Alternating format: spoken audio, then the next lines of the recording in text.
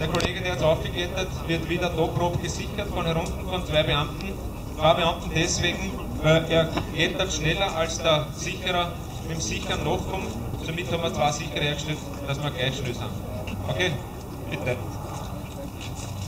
Mit der Spreiztechnik spreizt er sich gegen Dachrinne und Wand und klettert wie ein Anfall auf die Dachrinne. Daheim bitte nicht ausprobieren, weil die Dachrinnen daheim beim eigenen Haus sind nicht so fix verankert, das wie bei uns am Turm und die nicht leicht ausreißen.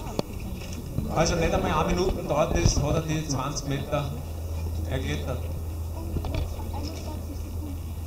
Sehr gut. Okay.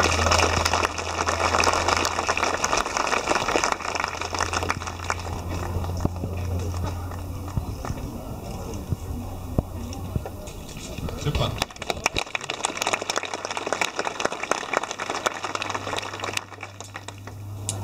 Ihr könnt stehen bleiben. Euch würde ich bitten, wenn ihr jetzt rumkommt, den letzten Show-Act zum Anschauen, den Fenstersprung.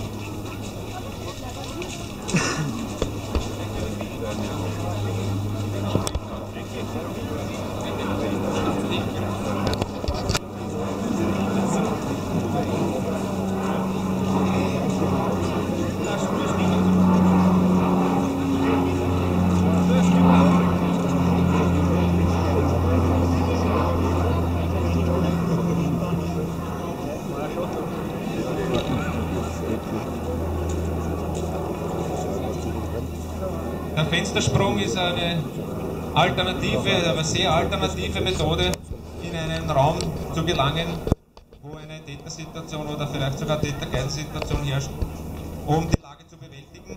Es ist allerdings heutzutage nicht mehr so leicht bei den Thermofenstern, dass man da reinkommt. Da würde man eher einmal kurz anklatschen und dann runterfallen. Somit haben wir kein Thermofenster drinnen, sondern eine Normalverglasung, und der Günther wird uns jetzt sagen, wie er das zum Ausschauen hätte.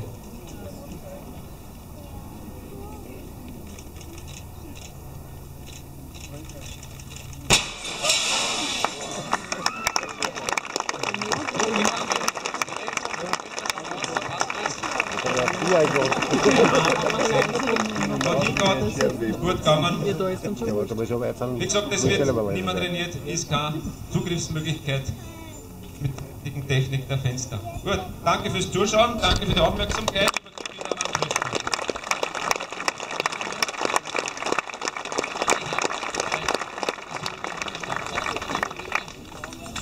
Und es möge auch der Herr General, bitte, ich glaube, ich möchte noch ein paar Worte an unsere Kollegen richten.